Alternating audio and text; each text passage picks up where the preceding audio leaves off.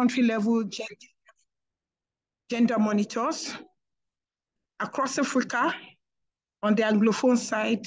And today we are going to be having the Francophone people also joining this meeting also because some of their countries are going to be part of the project that we are going to be discussing today. And maybe we need Acumen. Please, I want you to introduce yourselves and those who are going to speak and introduce the project to us before we go on. Thank you.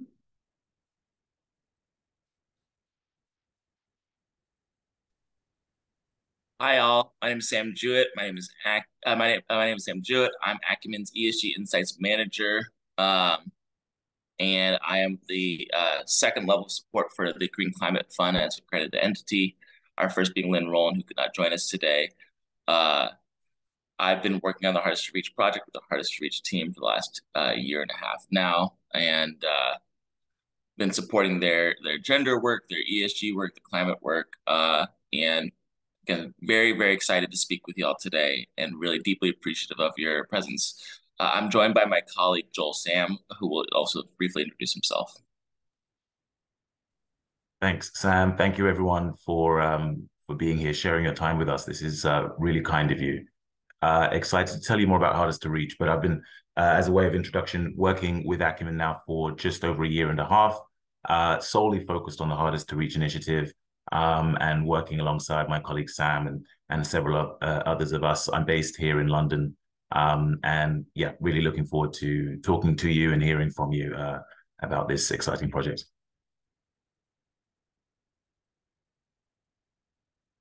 Yeah, thank you for the introduction. And I think from the side of the Center for 21st Century Issues, I have some of our program officers, and then our technical partner, Women Environment for Development, WEDO, Women Development Organization, Women Environment Development Organization.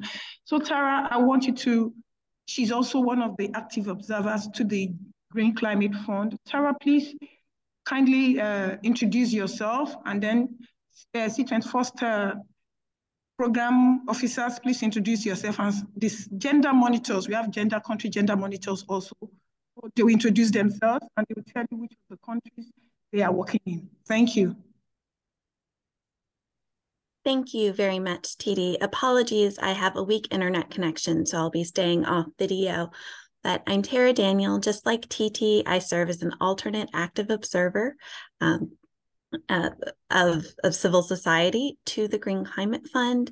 And as an observer network of civil society, Indigenous peoples, and local communities, for years, we have stressed the importance of opportunities such as this, the connections, the consultations directly with accredited entities from the earliest point of project design and conceptualization. So we're really excited to have this opportunity prior to seeing a full proposal being brought to the board, and look forward to continued engagement and the transparency and accountability that can be introduced by this engagement into the process. Thank you very much. Thank you very much, Tara. So, Jumoke, can you introduce yourself? And if Titi is there, quickly introduce yourself. Then we'll go to the gender monitors.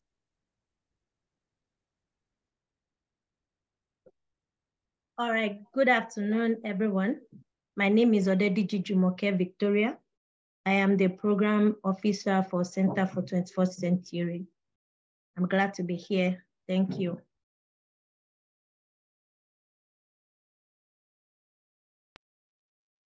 Hi, hello everyone. My name is Aisha Kazim.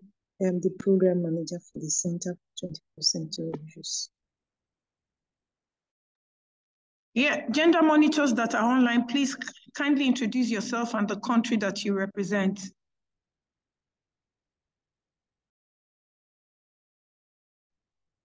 Hello, everyone. My name is Mariama Kamara. I'm the founder and director of Smiling Through Light. We work with a network of local women in Sierra Leone.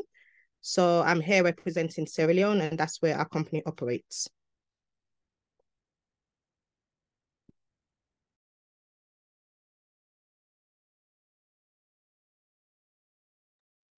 Yeah, Yolanda, are you there? Yes. Please introduce yourself. Okay. Hello, everyone. I'm Yolanda from Mozambique, and I'm working with women and girls in the community. And I'm focal point for GCF and Adaptation Fund as a civil society. Thank you.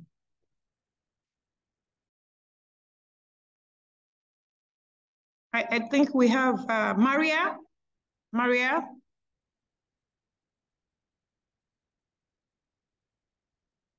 Hello, Maria. Can you hear me?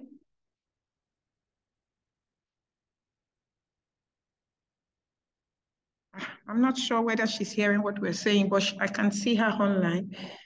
We have Indivelle, South Africa.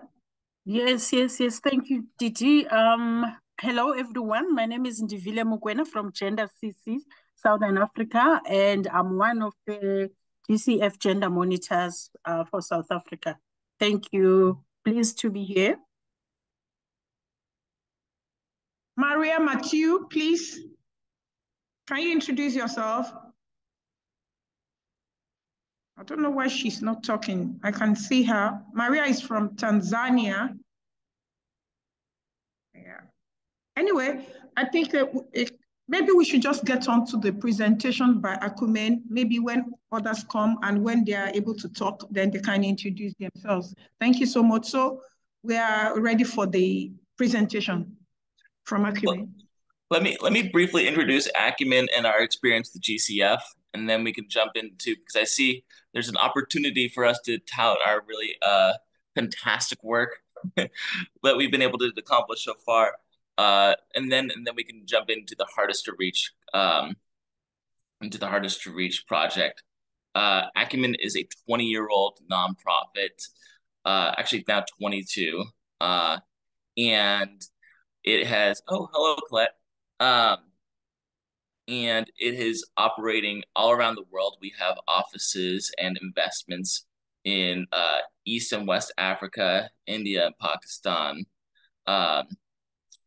Colombia and South America, San Francisco in the United States, and our central office is in New York, although we have a London office as well. We have developed 3 projects with the Green Climate Fund. The Kawasafi, which was the 5th project approved by GCF, Acumen Resilient Agriculture Fund, which was a East and West African equity fund focused on building climate resilience for smallholder farmers, and most recently the Energy Access Relief Fund, a debt fund focused on supporting loans, concessional loans to off-grid solar companies throughout Africa as well as Southeast Asia.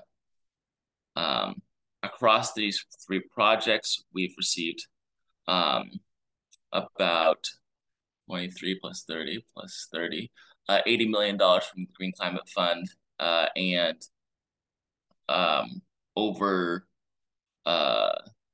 these assets under management for these 3 funds are 90 plus 58 plus 67, so about $140 million. Acumen itself has done over 150 direct investments in social enterprises across the world, where our mission is to invest in companies that will change the lives of people in poverty, providing dignity and development for those who have poverty. So those kinds of investments range from off-grid solar companies to solar irrigation companies to workforce development companies to ed tech. Our 2 primary areas of investment are in energy and agriculture, and something that's most important to this group is we've also really developed a strong gender lens, both within our direct investing and across the GCF funded projects. At Acumen, we have supported companies with gender action plans and technical assistance. And across the Green Climate Fund projects, we have again, also supported companies with gender action plans and technical assistance, but have also developed some ecosystem level work where we've provided technical assistance to raise climate resilience awareness, climate hazard awareness for women, training women to be in off-grid solar, and empowering smallholder farmers who are women with new technologies and opportunities. We're excited again to present the Hardest to Reach today, our newest initiative at Acumen, and I'm really excited for my colleague Joel to share more about this project. Thanks so much, Sam. Are you okay to share your screen? Yes. Okay. One moment. So as my colleague Sam was saying there, Acumen's over 20 years of experience have yielded more than 155 investments now, and lives impacted, more than 400 million lives impacted. And as Sam was saying, we're a multi-sector investor, so we are across energy, but also health. You might want to go back up to the top there. Energy access, health, agriculture, of course, and education. But really our focus is to look at the challenges that people in poverty face and address that with capital in ways that uplifts people, in ways that alleviates these problems, but with a focus on dignity. So let's jump into, I would say, the third slide, which is where I can take off on our energy work, Sam. 21st Century is helping us with the slides. Okay, that's very kind. So I think the next slide, and then if we go to the next slide. Perfect.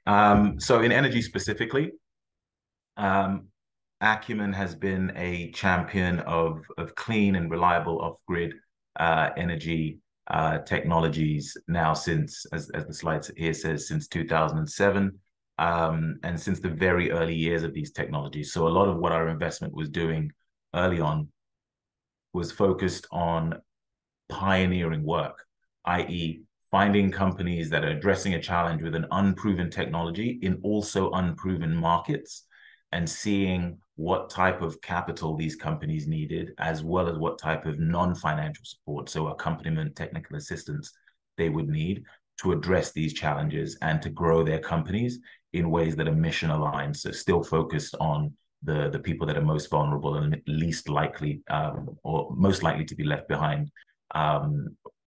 with when commercial capital, purely commercial capital is used.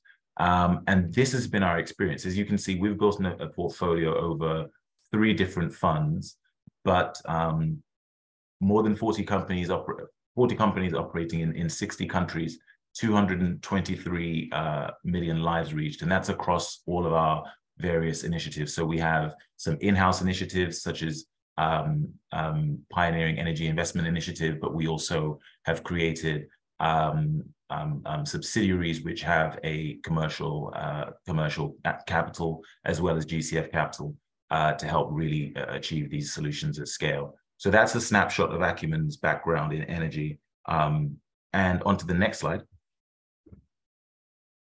And what we've observed in the years of doing this investment, forgive me, I've got a slightly chesty cough here. In the years of doing this investment is that with all of the efforts of government, with all of the efforts of well-meaning capital, there are still a handful, there are still, in fact, far too many countries that are not on course to achieve universal electrification in the near future. And when I say in the near future, depending on which estimate you read, that can be all the way out to 2060, but it's certainly nowhere near 2030. And unfortunately, we've seen this concentration effect where just a handful of countries are receiving the vast majority of the capital. And by 2030, you can see the statistic there, 90% of people without electricity will live in Sub-Saharan Africa. And that's around 75, 77% today. So it's a worsening trend as the proven markets, again, the markets that have been receiving capital for now over 15 years, have that flywheel effect, and they're seeing significant growth in some cases. And so what we don't want to see is this happen. We don't want to see this business as usual scenario play out. And this is why we've thought about hardest to reach. On the next slide, we go into this a bit more. And the way we've conceived hardest to reach and hardest to reach countries is by thinking about those countries in Sub-Saharan Africa where we have the countries which have electrification rates below the regional average, which right now is sitting around 48%, and with high poverty rates, because we know that high poverty rates tend to be a red flag for commercial investors in particular. So it's a different type of capital that's needed, a different risk appetite that's needed, and a different level of intentionality around consumer protection risks and the gender lens that one needs to apply there. So because it takes a certain type of capital and a certain type of investor, these are the markets that we've focused on. Applying that filter across Sub-Saharan Africa gives you a long list of 22 countries. All of them, are least developed economies using the UN criteria. 77% of the people in these countries live below the lower middle income poverty line on average. And using a sort of affordability approach, roughly 215 million people in these hardest to reach countries can be reached using off-grid solar, pay-as-you-go solar home systems technologies. And so that's really the approach that we have focused on with hardest to reach. On to the next slide, and on to the next one as well. Sorry, and the next one, 3 in a row. So when we're thinking about a strategic approach, we know that each country requires, we need to take country-specific approaches. There is a large variance in the dynamics happening in each of these countries. You will have countries such as DRC, where more than 80 million people are unelectrified, and where you will have extremely remote areas. And it's not only the very large countries that have these highly remote areas. You can have those in middle-sized countries as well, but it does require a certain approach to scale. And for that reason, we might, for example, use joint venture investments alongside established vertically integrated players to do this type of work. They have the proven track record of growing at scale. They have the ability to sometimes even work alongside local partners to go to the last mile. So that would be an approach that might work in these larger markets. In some of the smaller markets, which in fact tend not to be commercially viable for the larger operators, definitely a different approach is needed. But this is not just around the investment approach, but the technical assistance approach here becomes really critical, because the smaller markets have some pretty peculiar challenges. And so if companies can grow at essentially what will not be massive scale, but still achieve economic and financial sustainability at these, sort of more mid-range sizes, that creates the sustainability for that sector, for the sector going forward. So we see, lending smaller tickets to locally owned companies, becoming strategic equity investors in some of these companies where that's viable, and being a more hands-on partner. But again, a differentiated approach to address the market-specific challenges is really critical to hardest to reach. Next slide, please. So the structure that we have sort of built out here is creating two investment vehicles as part of this intervention. The first is a $50 million of philanthropically donated capital. In fact, it will be grants alongside recoverable grants, and that is the market support facility. So that's the vehicle you can see on the left hand side of the screen. And as the name suggests, its role is to support the development of these really nascent markets, and supporting them to grow, and the companies in these markets to grow and ramp up. As you can imagine, given the sort of immaturity of these markets and companies, the challenges really it pays to match philanthropic capital, which is risk bearing and which has a very low cost of capital, to the type of companies that will essentially need this capital. And we also need maximum flexibility here. So we can invest by extending grants, loans, by taking an equity position in these companies. But we really need to be able to match the type of capital to the type of growth stage of the company and the market. But what we hope to see is if we're doing our work well in supporting these companies, we should be able to see some companies grow to become more financially viable and have more of a commercial track record and be able to attract different types of capital, more commercial types of capital, which would be really a sign of positive growth. The market expansion facility actually has that type of a mandate to seek out companies with a few more years of track record, definitely a capacity to take on larger ticket sizes, more capital, and also to take on debt, because it will be primarily debt that the market expansion facility extends. And so, yeah, there's a lower risk appetite in the market expansion facility. We will have commercial investors into that structure. And so we will invest accordingly. But as a twin mechanism, as a twin intervention, you can see that we have a high risk appetite. We have an appetite to grow markets to a certain stage. And then we have this dry powder, this capital that can really achieve scale and make a dent in the universal electrification goals that we have for these markets. Next slide, please. So what sort of climate and social impacts, can we expect to make here? And Sam began to touch on some of our track record around these metrics, but also, thinking alongside GCF as a thought partner here, particularly in terms of resilience and adaptation. We've thought a lot about the impact of off-grid solar to build community resilience and adaptive capacity through a resilient energy supply.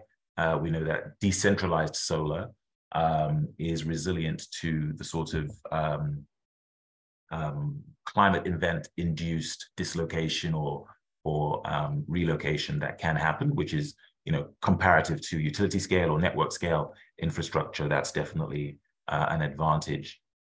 We've also seen the impact of economic security come through off-grid solar, livelihoods, job creation in the sector, and then as another specific climate resilience benefit, access to weather warnings, early warning systems, which can, particularly for smallholder farmers, have outsized benefits. But in terms of just some of our high-level metrics, you can see them down the left-hand column there. 75 million lives reached, and around 124 megawatts of decentralized renewable energy installed, with an impact of 5.3 million tons of CO2 avoided, and with 12,000 jobs created, roughly a third of which, using existing benchmarks, would go to women in these markets. And to the next slide.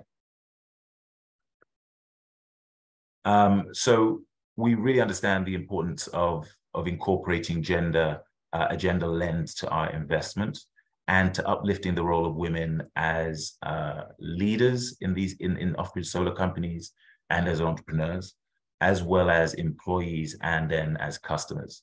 And that sort of pillared approach aligns us, as many of you will know, with the sort of 2X challenge approach. But it's more than that.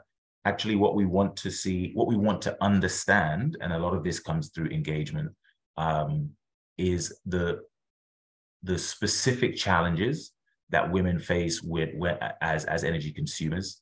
And to know that, again, interactions like today's are very helpful. We also use lean data analysis, or 60 decibels lean data studies, listening to our households as the customers of our investees, and we get from them very often in qualitative remarks some of the challenges that are definitely gender-oriented, and that helps us to reflect upon training, for example, that we can support our companies with.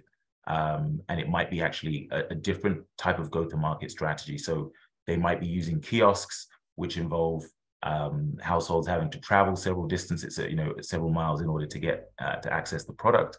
But if they can use agents, to go out to these rural areas, and if those agents can be again, deliberate around the timing of their visits so that it's not during, again, times of the day where women might be more likely to be out of the house. We might be able to drive engagement and sales to basically to increase the female customer base. So it's a really, yeah, as I say, it's a thoughtful process with some back and forth in terms of listening to our customer. Yes, next slide, please. And technical assistance plays a role here. So I'm now sort of overlapping, but you know, we want to make sure that we can use the technical assistance framework to support our gender lens. And here you can see just a couple of these interventions. Each of our investees will. Sorry, is there a question? Okay.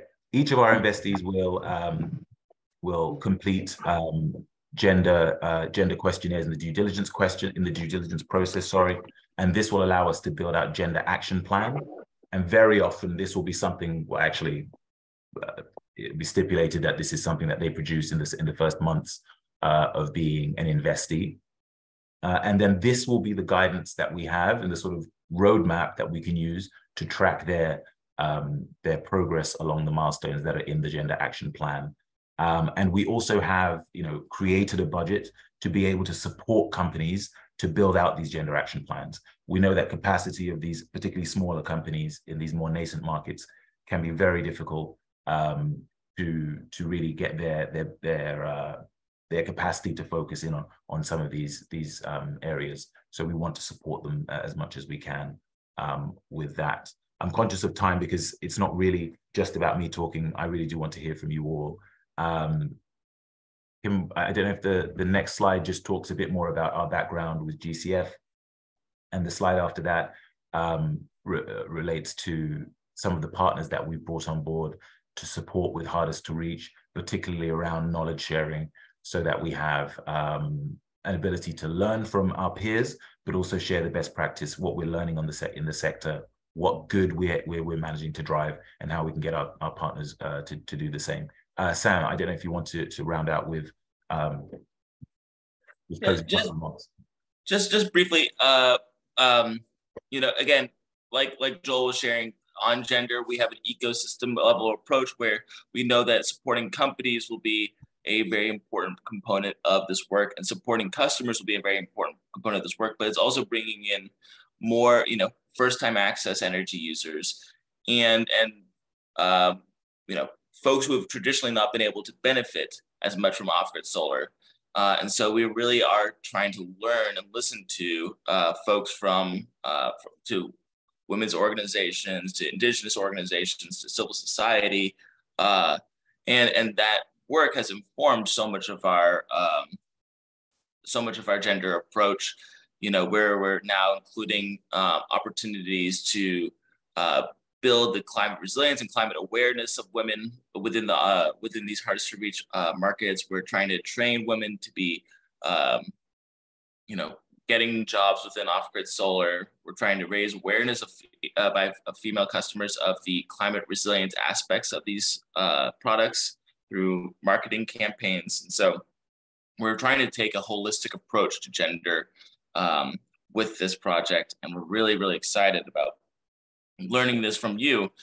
And our commitment to stakeholders, particularly to civil society organizations, is that we want to continue to listen to you. This is the beginning of a conversation with your organizations, and something that we're really excited about doing so in the future.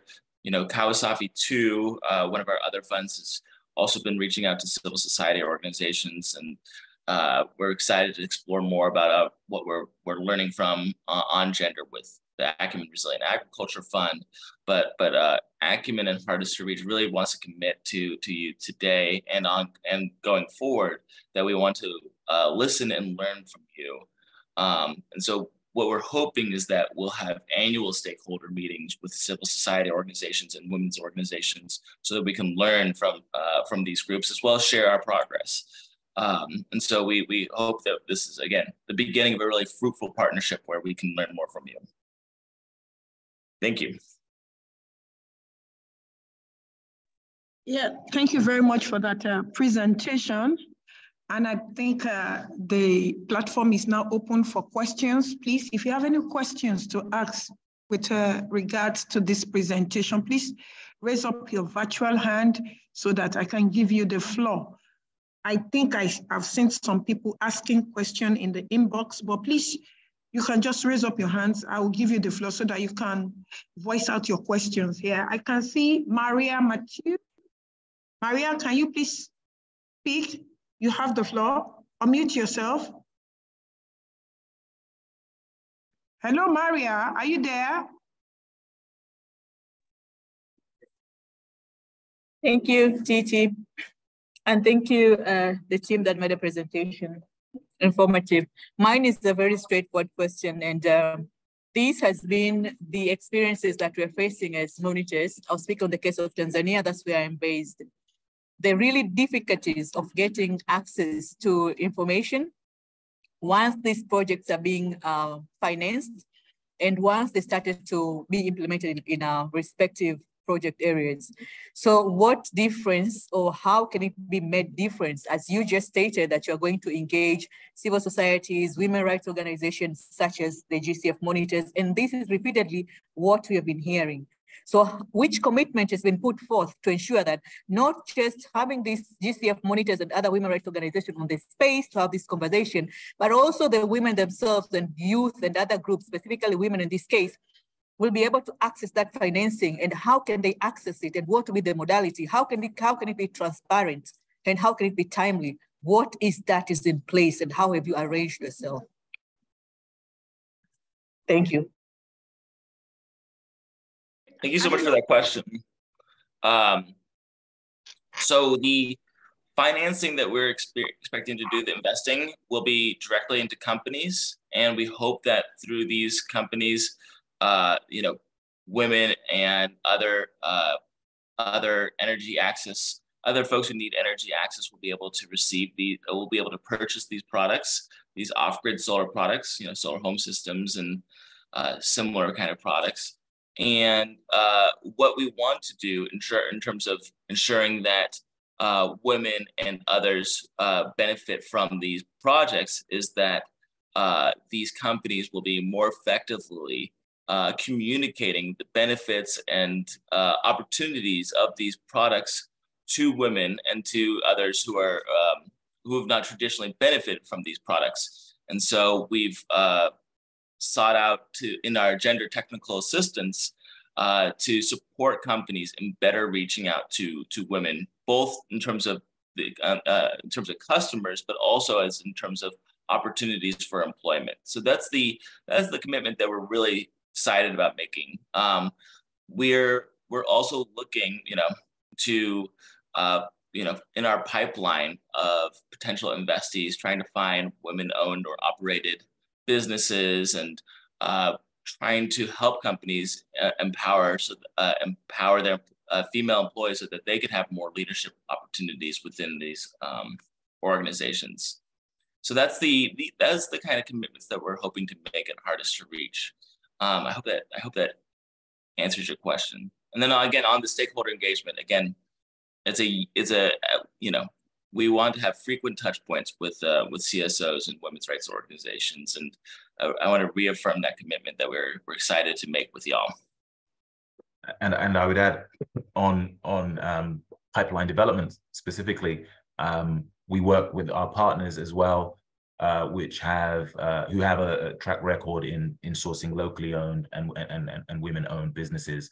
So that's also our commitment to work with the partners that have that outreach on the ground to really help us improve our level of investment in those companies. Yeah, thank you for that. I think I can see Faustina. Please, you can unmute yourself and ask your question. Faustina, she's the Thank you very much. Gender Monitor. Thank you very much. I'm very happy that you help scale up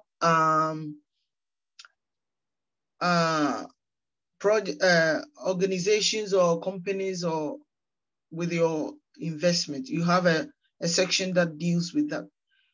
We have tried to bring together women entrepreneurs, energy entrepreneurs, climate, agriculture, energy entrepreneurs. These women are processing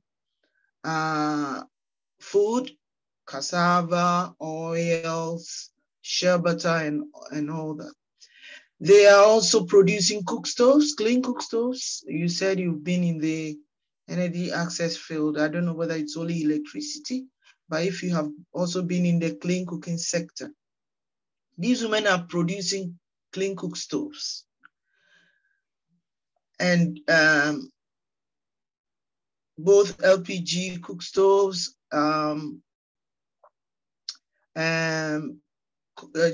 charcoal cook stoves, and all that. But most of them have stalled. Their work has stalled because of lack of funding. We're trying to also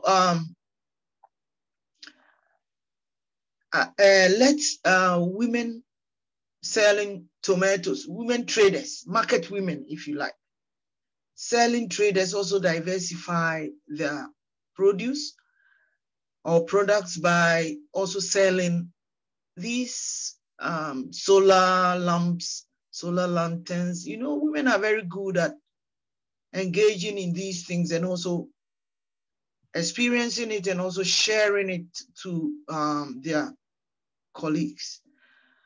We've had difficulty even bringing the network together in the first place or launching it in the first place.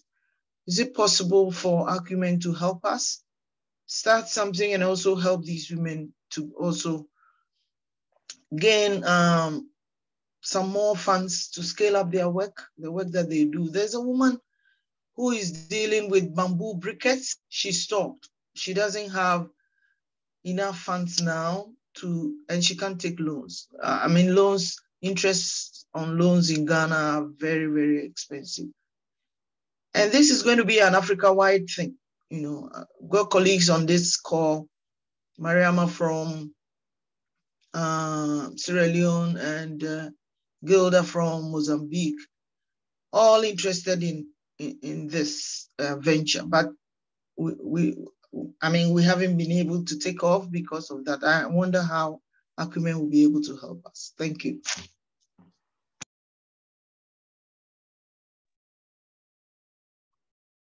Thanks, Faustina. That's really, really important to hear that insight. I know that as Sam was saying, as part of our work on our technical assistance work, we are interested in building out enabling environment and ecosystem development initiatives.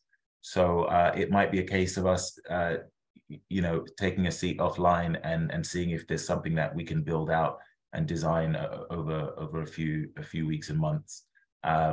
Obviously, we are hardest to reach countries. As I said, there's a long list of 22.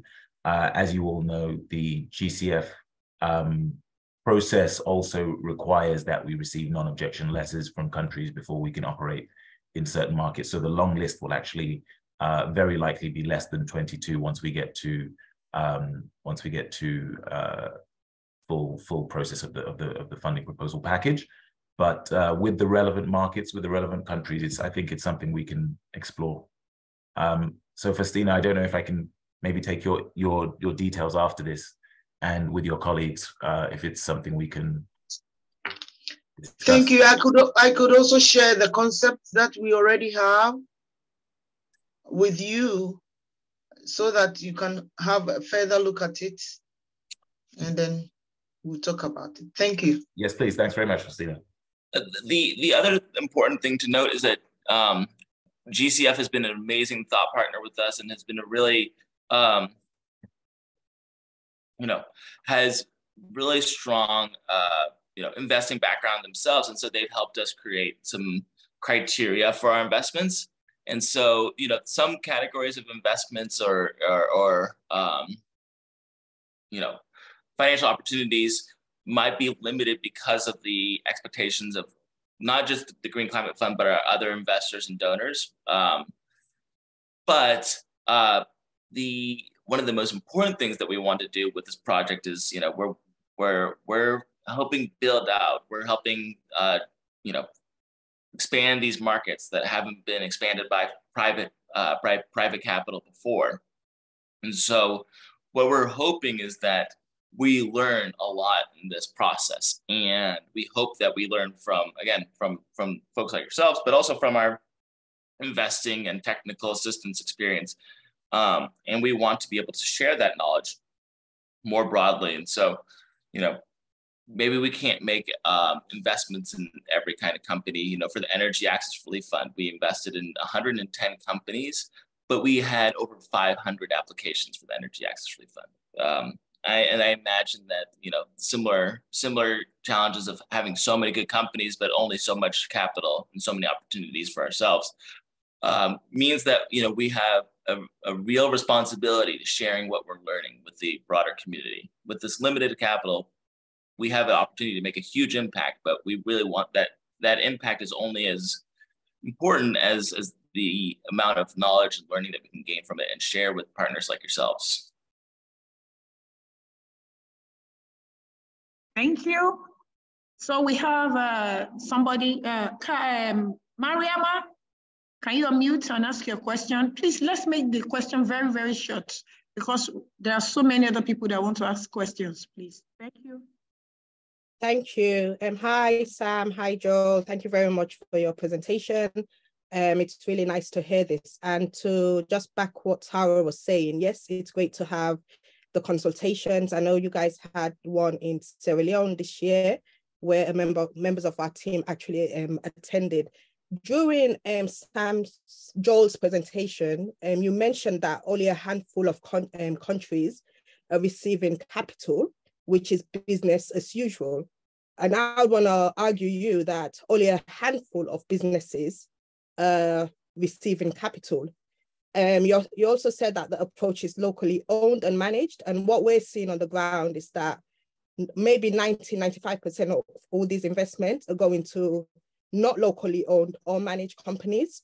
So I wanted to understand your definition of locally owned and how is your investment fund going to support local indigenous women-owned businesses? Because we hear this, we've been operating in Sierra Leone since 2011.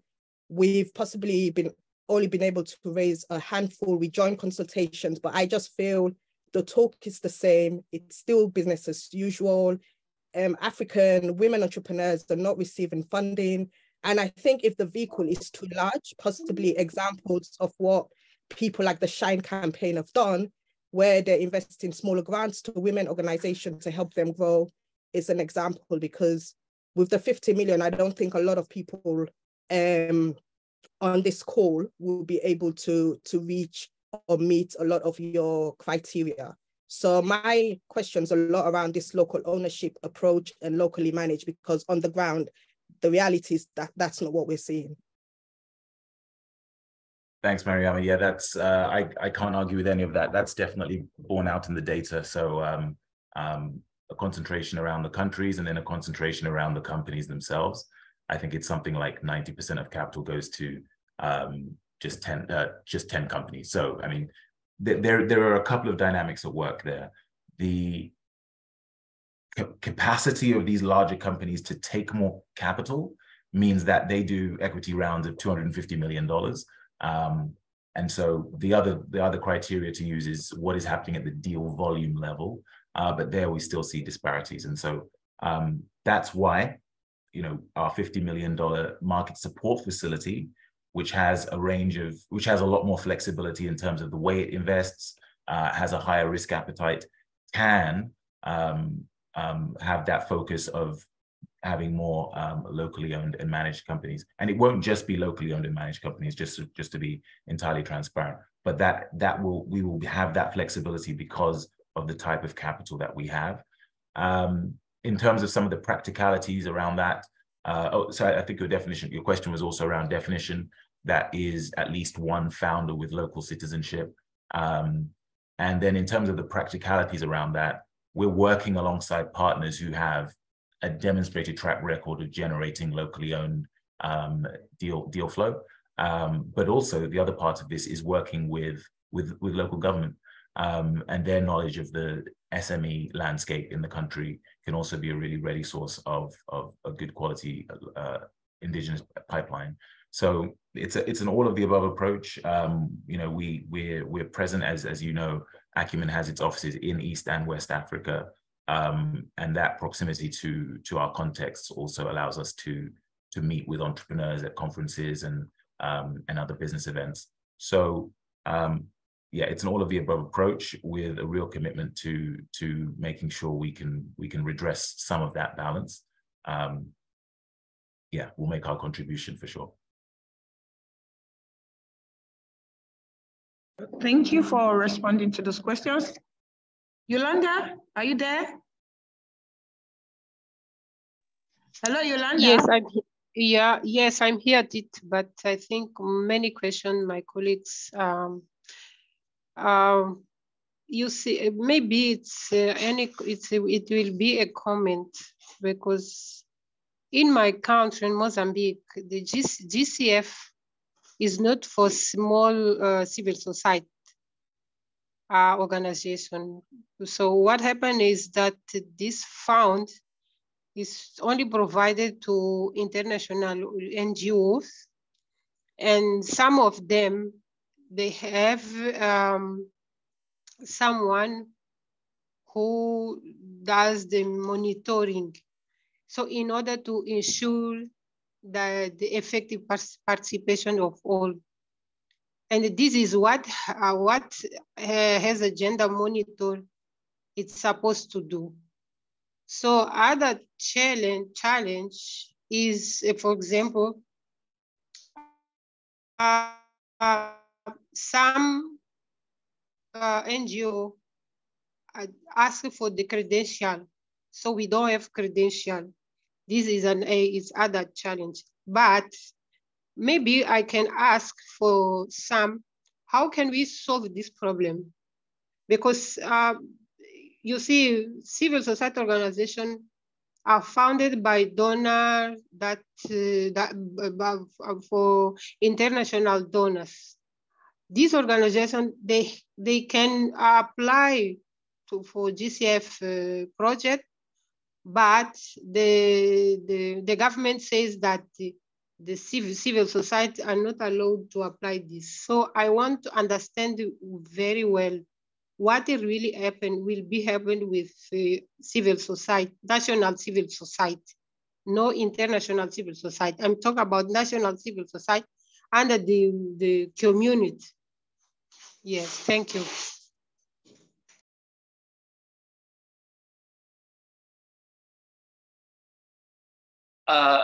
For us, I think that it's we've listened to international civil society organizations, but I think it's more critical to learn more from folks who are more aware of the local context and the local opportunities and challenges, like yourselves. I think that I've spoken to a lot of GCF observers, and I'm not fully aware of what that process is, but I'm guessing some folks on this call can help you understand how to engage with GCF or others that might have some funding opportunities there. But for us, our role at Acumen and with Hardest to Reach is, again, to listen to and to learn from folks with local expertise like yourselves. And so we'd want to be able to do that. And then when we do have the opportunity to create partnerships with civil society organizations who might have an expertise on gender or on climate or on any number of these issues like adaptation, resilience, we look forward to those kinds of opportunities. And so, this is the beginning of a request for y'all to continue to engage with our project, and we'll seek out opportunities to engage with civil society, especially on the local level where you have the local expertise, when it's opportunistic and feasible for both the civil society organization, because we don't want to be asking folks to drop things and start supporting our project.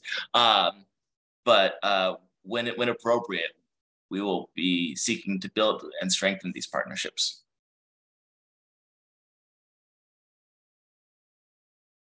Thank you. I still have some few questions that I will ask, but I would want an individual to ask a question first before I go on to some of the questions I have technical for the Thank you, Titi. Thank you, Titi.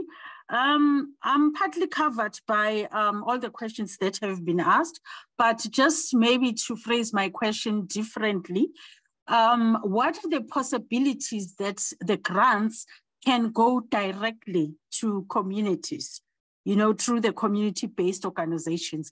Because having a lot of channels where the funds are traveling through a lot of channels, those funds will never get to the communities. The funds will never get to address the dire needs of the communities.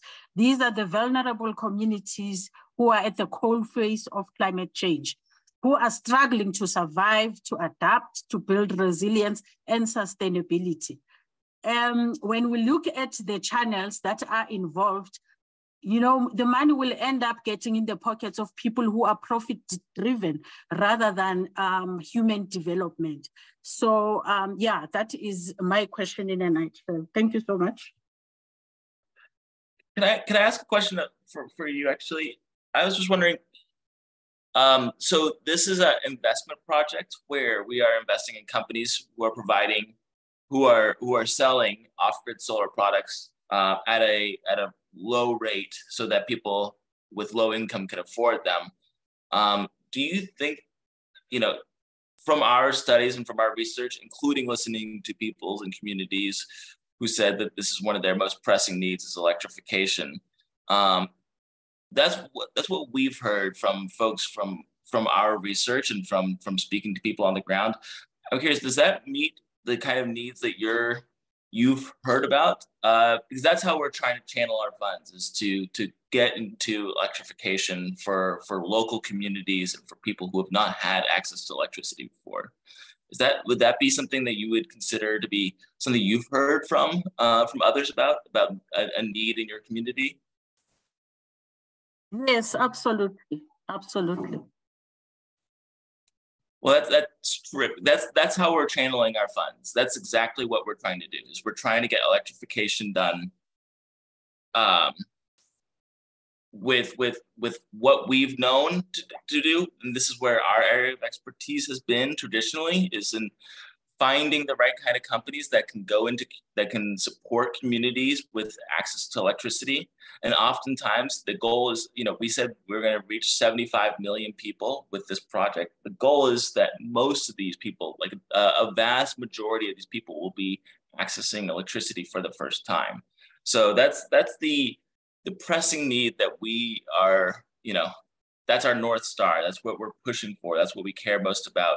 And we're going to try to work with locally owned companies. We're going to try to work with women-owned and operated companies. We're going to try to work with anybody who's willing to help us get to that goal of 75 million people. If you're on board with us, we're on board with y'all. And that's the thing that we will continue to push for. There might be some companies that are big enough to handle our capital and will need to be able to join us in this journey, but then there's going to be lots of small companies that are going to be supporting this work along the way. So it's a mixture of those kinds of things. And then in terms of grants, we're looking at, we've worked with local gender experts and provided grants to them. We've provided grants to, international gender experts. We're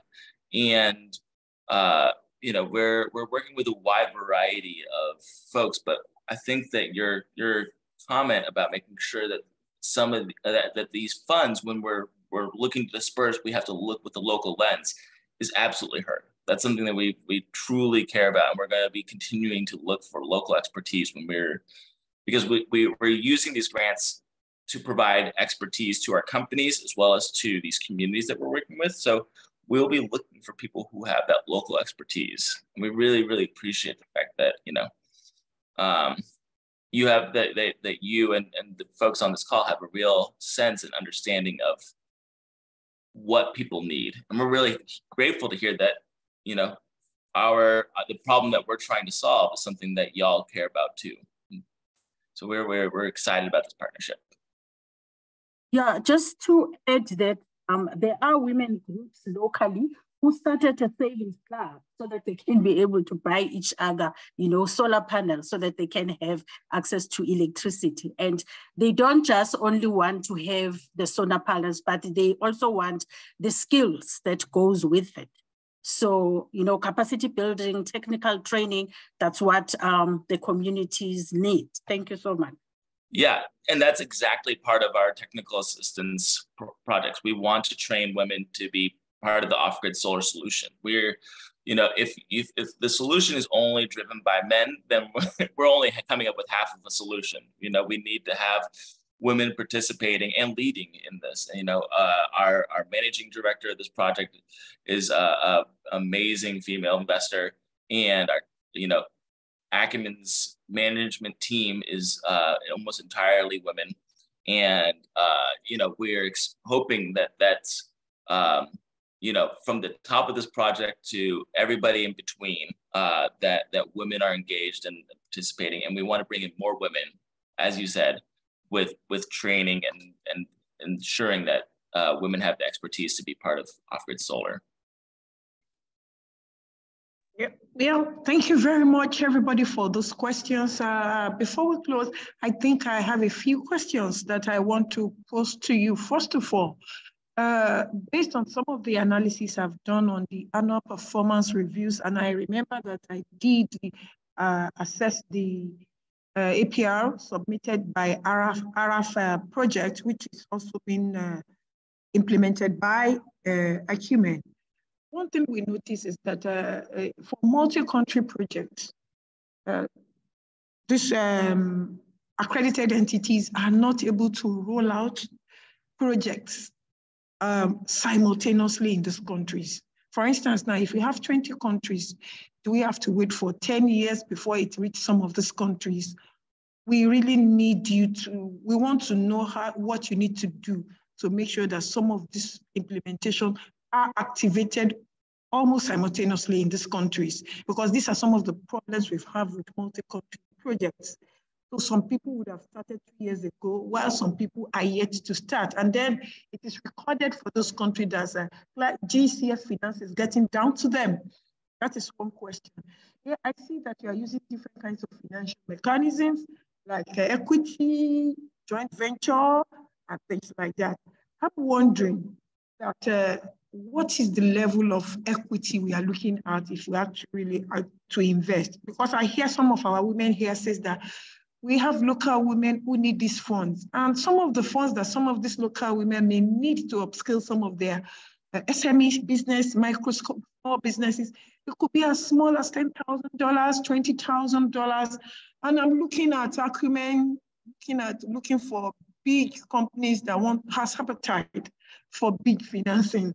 So what is the level of equity you want to invest in these companies? And will this equity also trickle down to these local women? And for me, I've always said it, if the local women will need just $10,000, $20,000, I don't think equity would be meaningful in such businesses. So those are some of the questions that I have. Thank you.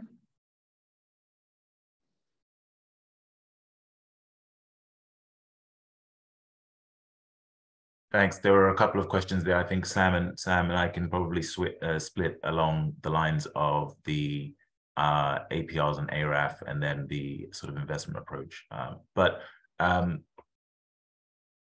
generally speaking, yeah, I mean, equity ticket sizes will probably not be as small as $10,000, truthfully. And I think your point towards the end there is kind of reflecting that at that ticket size, at that investment requirement size, equity is probably not the most meaningful, especially institutional equity. Like, you know, you get an Acumen type investor, it may not make sense at that stage in the company's growth. And there's a lot of good work being done by bodies such as, I think, the Global Distributors Collective, that are really trying to understand what type of capital is needed at which stage of the, at the stage of development that a company's in. But institutional equity, institutional investment, that would be probably premature. That might be friends and family round type equity that might be needed there.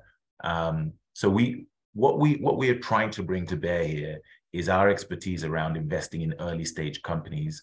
And what we've learned is that, yes, you're going to need a variance of the type of capital. That's why we were getting at, yes, it might be equity, it might be small ticket debt. And there's a lot of interesting research around that as well. But we're trying to plug the gaps that exist, but we can't plug every gap. And at a very sort of nascent stage, $5,000, $10,000 equity, that probably is outside of the scope of our market support facility. So there's going to be a lot of good work done, and then some left for others to do. I think that's the way I frame that.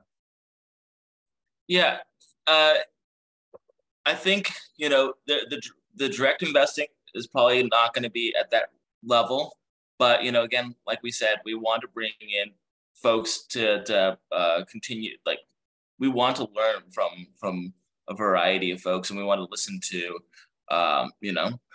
women entrepreneurs who haven't been able to access financing. We want to learn from communities that haven't had a off-grid solar company come in before. So there's a maybe there's if we're trying to achieve these goals of 75 million people getting access to electricity, we'll have to be strategic in how we invest, but we will definitely be seeking opportunities to learn from the broader solar community, including these very small entrepreneurs who might not be able to receive some of the financing that we have. The question about our, being able to invest in what countries win is, we want to be able to we have an urgent sense of trying to make this project work across the countries that we're interested in. And, we're doing a decent job of fundraising right now, and we're part of the way through, and hopefully in 2024, we'll be having some announcements about some of these investing opportunities that we've created. But the challenge we have is that we'll have a lean team. We want to be responsible with the funds entrusted in us from investors and donors. And with that, we don't want to be, we want to be thoughtful about how we spend and when we spend,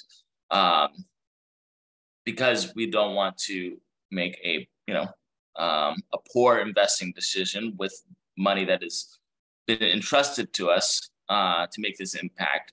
And so, we will go through a thoughtful diligence cycle where we look at the company's, risk factors and opportunities and ways in which we can support them in order to make those investments. And because we have to be so thoughtful about this, because we have investors and donors that have these expectations of us, we have to, and because we only have as much of a team as we do, we'll work quickly, and we'll keep on investing, in new companies over and over and over again throughout the 10-year process.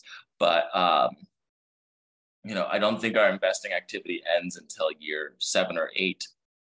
And so, some of those, we want to continue to make sure that we're creating impact throughout the whole life cycle of the project. And so that's the goal, is that we continue to make impact. We continue to find good companies. We continue to support first-time electrification throughout this process. And, and we do so in a responsible manner, both to the investors and donors that we have, but also to you and to the communities that we're serving.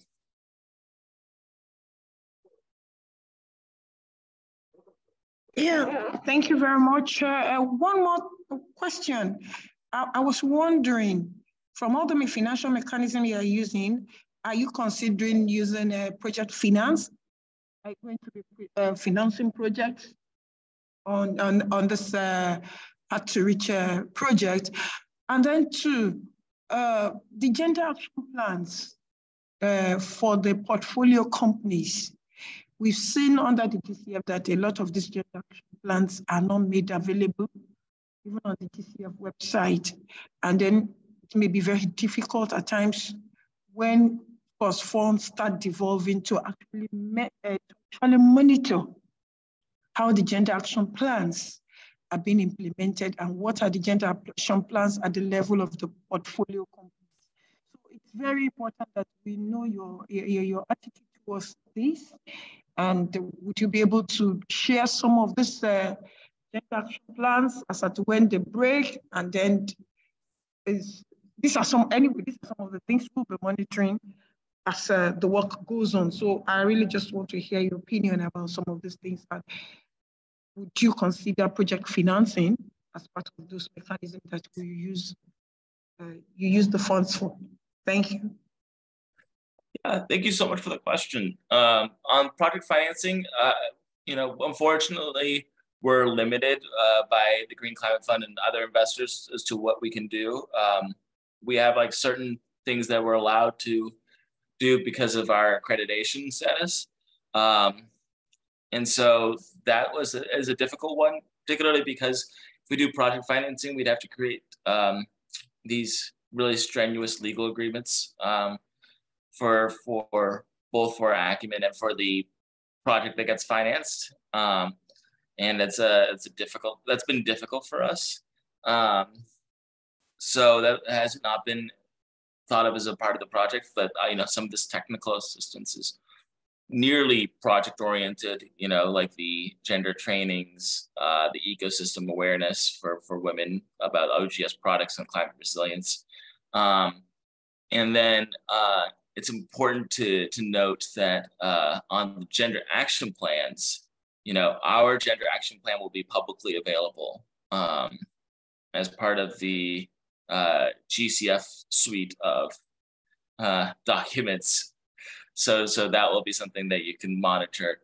And then on top of that, we expect to report on, not the company specific gender action plans, but on our engagement with the companies on their gender action plans, as well as the level of completion. What we've promised in our gender action plan for Hardest to Reach is that companies will be creating safe and equitable workspaces, and as well as safe and equitable customer experiences. So that's, we're going to, ensure that companies have good sexual harassment policies, both oriented internally and externally, that they have equitable employment opportunities, flexible work plans, and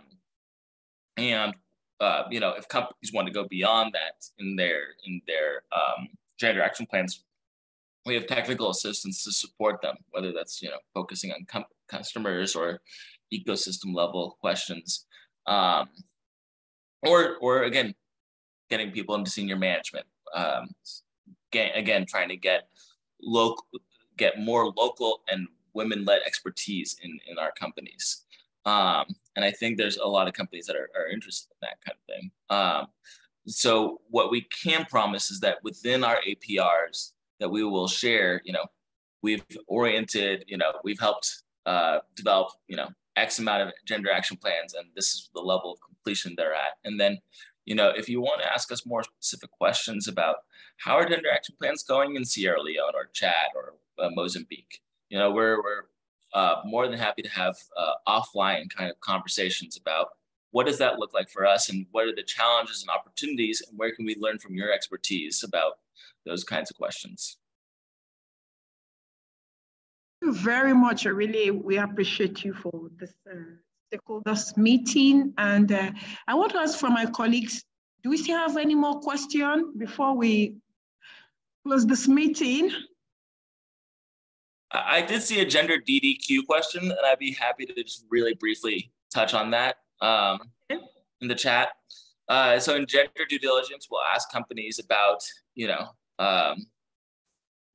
what are their gender policies and procedures. We'll ask them about sex disaggregated staff data, senior leadership data, et cetera, ownership. we'll also ask them about if they collect sex segregated customer data. And we're also, this is something that's been a challenge in off-grid solar, but also in social enterprises in emerging markets, is collecting sex segregated data. And we're partnering with experts to help companies start collecting that data. So we're super excited to be able to start learning about that kind of information, and when applicable, sharing that information. So we're asking about policies and procedures. What does the staff composition look like, and what does the customer composition look like of companies? And then if they have any gender empowerment policies or gender action plans existing, what does those look like? And we've already started looking at a few companies, and it's been awesome. We've already seen a gender action plan that's been like beautifully written, and we're really excited about for one of the companies that we've looked at. And so we're really, we're doing deep dives in gender on due diligence, and really using that to inform our work in terms of post-investment supports. So a great question, and really appreciate it. Chair, do we still have any more questions? Yeah, sorry, just following up on Sam. So is this going to be an open application? Because you were just saying you've already been looking at companies, or how is it going to work? Is it going to be an open call, or is it more? Because for example, on mine, I've had about 3 people that's asked me about it, and they've been like, send us your one-pager to send it forward. So how is the process working? We've developed, so the Energy Access Relief Fund was a place where there was an application that people can use online, because it was an open call for concessional capital to support companies impacted by COVID in the off-grid solar sector. This is we have a more specific goal of electrification that has a strategy behind it, and so we are accessible via email, but we're going to be going to places like conferences on off-grid solar in local communities. We're going to ask folks like folks at GOGLA, which is the Off-Grid Solar Industry Association, look to them for their expertise. We're going to be asking other experts about what kind of last mile distributors are out there. We have a couple of advisors who worked in local markets who have been able to start telling us about amazing companies that are locally owned or women owned, or have somehow done great work in some really challenging environments. And so that's kind of a part of it. But we're still exploring what ways we're developing our pipeline. We're very, very much at the beginning stages of thinking about our investing. So we're open to also hearing from y'all. If there's other venues or avenues you'd recommend, we would definitely be interested in learning more about other places where you'd recommend us learning from. Yeah, thank you very much. Really appreciate this, and we hope that this is the beginning of a good relationship in terms of stakeholders engagement, and then reaching out to local people and local gender experts in all the African countries.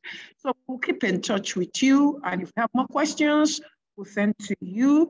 Right now, I'll call on Jumoke. Are you there? Please make the closing remarks. I want to say thank you to Acumen Fund, Sam and Joel. Thank you so much. And all our gender monitors from across Africa, thank you so much. I think I can see the gender monitors from Cameroon, Kenya. I think I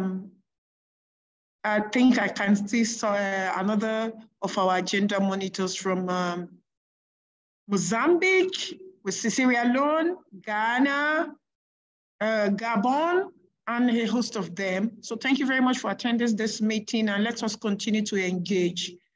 Jumoke, are you there? Yes, I am. Thank you, Ma. I really want to appreciate everyone on behalf of CE21st. We want to thank everyone for taking out time out of their busy schedule to participate in this meeting, and I hope everyone have been enlightened with the project, and we hope to further engage with the Acumen Fund team. Thank you so much. So, thank you. Have a great day. Bye. Thanks, everyone. Asante, kwaheri. Bye. Thank you. Goodbye. Thank you. How do I contact you? Faustina, I can stay on for a couple more minutes. That's okay. What's your colleague's name? What's your name? Are you Sam? I'm Sam. Okay. Your colleague is what? Is Joel. He gone? He's gone. Oh, I thought he said he wanted. Okay, so I'll send you the concept. If you could, I don't know how to get your email. Yeah, I'm putting it in the chat right now. All right. Okay, sure. Just a warning. My wife is very pregnant. She could be having a baby any day now, so I might be offline soon. But oh my goodness! But I wanted to have this call before the baby came. So.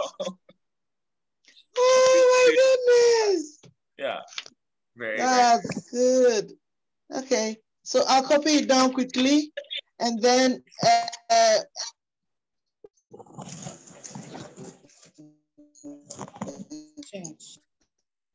Can you also give me your call that I can work with him? I can send